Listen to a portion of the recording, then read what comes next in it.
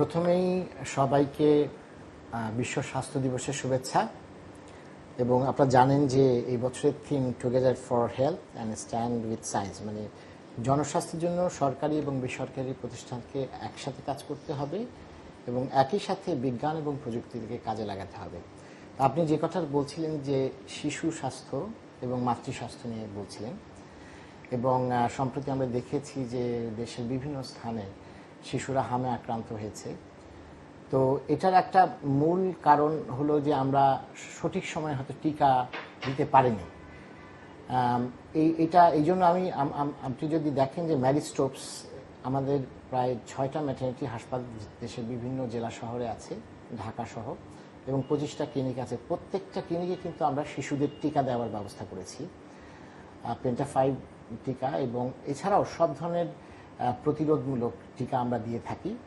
এবং আমরা মাতৃস্বাস্থ্য নিয়েও কাজ করছি, যে নারী স্বাস্থ্য, কারণ মা যদি সুস্থ থাকে তাহলে সুস্থ শিশুর জন্ম হবে, এবং জন্মের পরে শিশুদের জন্য যে প্রতিরোধমূলক টিকা সেটার ব্যবস্থা করতে হবে। এই জন্য আমরা গত বছরই আমরা একটা বিশেষ উদ্যোগ নিয়েছি, যে ভ্যাকসিনেশন সেন্টার। এবং এই সেন্টারটাতে আমরা যে শুধু যে শিশুদের টিকা তা না, আমরা মায়েদের জন্য এবং বড়দের জন্য সব ধরনের টিকার ব্যবস্থা রেখেছি। ইভেন বয়স্কদের জন্য নিউমোনিয়ার টিকা রেখেছি, মেয়েদের জন্য আপনার সার্ভিক্যাল ক্যান্সার ভ্যাকসিন রেখেছি। তো এই ধরনের আমি মনে করি যে আমাদের প্রতিরোধমূলক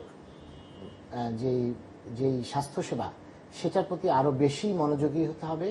সেখানে সরকারকে এবং বেসরকারি প্রতিষ্ঠানকেও এগিয়ে আসতে হবে একই সাথে, এবং সেটার জন্য বাজেটও নির্ধারণ করতে হবে।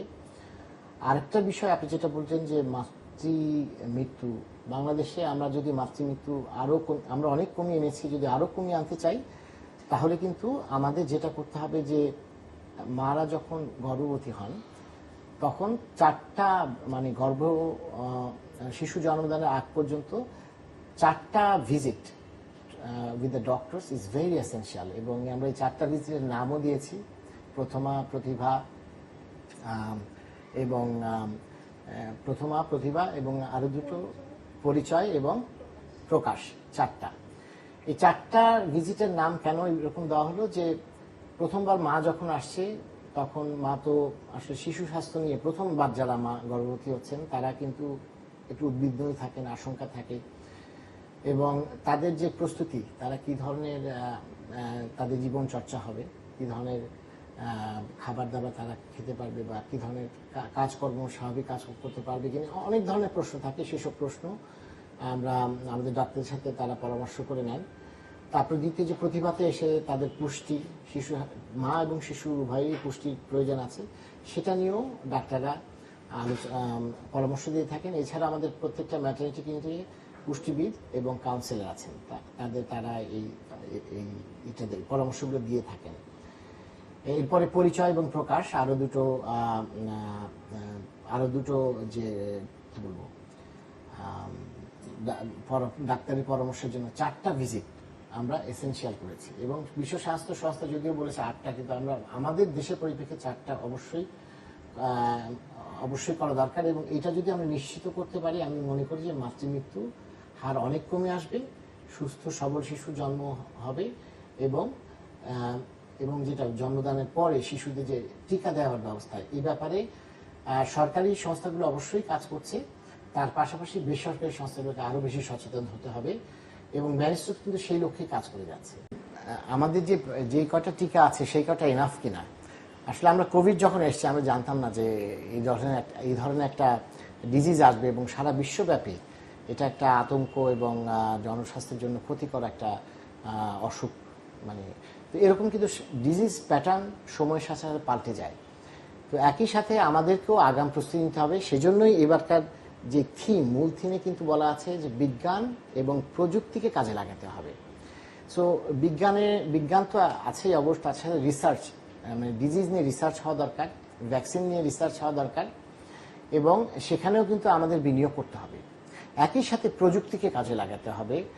প্রযুক্তির মাধ্যমে আমরা বিভিন্নভাবে স্বাস্থ্যসেবা দিতে পারি। একটা হলো যে আমরা হেলথ কার্ডের কথা বলেছি, সেই হেলথ কার্ডটা ইলেকট্রনিক হেলথ কার্ড হতে পারে, সেই অনেকেই আজকাল কিন্তু অনেক বাংলাদেশের স্মার্টফোনের ব্যবহারের সংখ্যা অনেক অনেক এবং মহিলারাও ব্যবহার করেন প্রত্যন্ত অঞ্চলে। তো তাদেরকে যদি আমরা সচেতন করতে পারি এই ফোনের মাধ্যমে যে আপনার শিশু এই টিকাটা দিতে হবে অমুক সময়ে, এবং সেটা ভয়েস মেসেজে যেতে পারে, তাহলে কিন্তু একটা সচেতনতা তৈরি হবে। এবং একই সাথে আমাদেরকে গবেষণা অব্যাহত রাখতে হবে যে সামনে কি ধরনের চ্যালেঞ্জ আছে, সেই চ্যালেঞ্জগুলো মোকাবেলা করার জন্য আমাদের কিন্তু প্রতিনিয়ত এই নিয়ে কাজ করে যেতে হবে। যে পেন্টা 5 নিয়ে যে বসে থাকবো তা না, এর বাইরেও বিশ্বের বিভিন্ন দেশে এটা নিয়ে গবেষণা হচ্ছে, রিসার্চ হচ্ছে, সেক্ষেত্রে বাংলাদেশকেও সেই গবেষণার সাথে যুক্ত হতে হবে, আগাম সতর্কতা নিতে হবে। তাহলে আমি মনে করি যে আমরা একই সাথে যেভাবে জনস্বাস্থ্যের যে হুমকি সেটাকে মোকাবেলা করতে পারবো এবং শিশু মৃত্যু হার কমিয়ে আনতে পারবো এবং মাতৃমৃত্যু হারও কমিয়ে আনতে পারবো। 6টা সরকারি হাসপাতাল জেলা শহরে আছে, উপজেলাতে হেলথ কমপ্লেক্স আছে, কমিউনিটি সেন্টারগুলো আছে, কিন্তু দেখবেন যে সবগুলো কিন্তু প্রয়োজনীয় লোকবল নাই, প্রশিক্ষিত ডাক্তার নার্সের যে সংখ্যা সেটা বাংলাদেশে এমনিতে অপ্রতুল। সেই জন্য আমি বলেছি বেসরকারি যেসব স্বাস্থ্যসেবা প্রতিষ্ঠান দেখা যায় যে আজকাল স্পেশালাইজড হসপিটাল হচ্ছে এবং বেশিরভাগই নগর কেন্দ্রিক, জেনারেল হাসপাতাল বলেন নগর কেন্দ্রিক। এই জন্য ম্যারিস্টোপসের আমাদের মূল স্ট্র্যাটেজিটা কি? আমরা বলছি আমরা শুধু ঢাকা শহর, চট্টগ্রাম বা সিলেটের মতো বড় শহরগুলো না, ছোট ছোট জেলা শহর, উপজেলা শহরে ক্লিনিক থাকতে হবে, আধুনিক আন্তর্জাতিক মানে ক্লিনিক থাকতে হবে। শুধু ক্লিনিক থাকতেই হবে না, সেখানে প্রশিক্ষিত ডাক্তার নার্স থাকতে হবে। একই সাথে আরেকটা জিনিস যেটা আমরা মেনটেন করতে পারি না, সেটা হলো গিয়ে কোয়ালিটি অফ কেয়ার। প্রত্যেকটা মেডিকেল সেবার জন্য একটা নির্দিষ্ট প্রোটোকল আছে, যাতে করে স্বাস্থ্যসেবার ঝুঁকিটা আমরা কমিয়ে আনতে পারি। সেই জন্য আমাদের একটা কোয়ালিটি টিম আছে, সেখানে 6 জন ডাক্তার নিরলসভাবে কাজ করে যাচ্ছেন। সো ওদের কাজটা কি? ওদের কাজটা হলো যে নার্স এবং ডাক্তাররা সঠিক প্রক্রিয়ায় সেবা দিচ্ছেন কিনা, রোগীর হিস্ট্রি ঠিকমতো রাখা হচ্ছে কিনা, সংরক্ষণ করা হচ্ছে কিনা, রোগীকে যে মেডিকেশন দেওয়া হচ্ছে সেটা সে সঠিক ডোজে পাচ্ছে কিনা, এবং তার রোগী আমাদের একটা কল সেন্টার আছে, এখান থেকে যারা সেবা নিয়ে যান তাদেরকে কিন্তু আমরা আবার কল করি, ফিডব্যাক নিই যে তারা কেমন আছে, তাদের কোনো কমপ্লিকেশন হয়েছে কিনা বা তাদের কোনো স্বাস্থ্য ঝুঁকি হয়েছে কিনা। তো এই স্বাস্থ্য সেবার প্রক্রিয়াতে আমাদের কিন্তু এই জায়গাটাতে কোয়ালিটির ব্যাপারটাতে আমরা কিন্তু যখন দেখি যে বিশেষ করে বেসরকারি প্রতিষ্ঠানগুলো বেশি অ্যাডভার্টাইজ করে বা বেশি বিজ্ঞাপন দেয়, আমাদের উন্নত মানের ল্যাব আছে, আমাদের ফার্মেসি আছে, এইসব, কিন্তু ওই জায়গাটা থেকে মিসিং কোয়ালিটির ব্যাপারটা।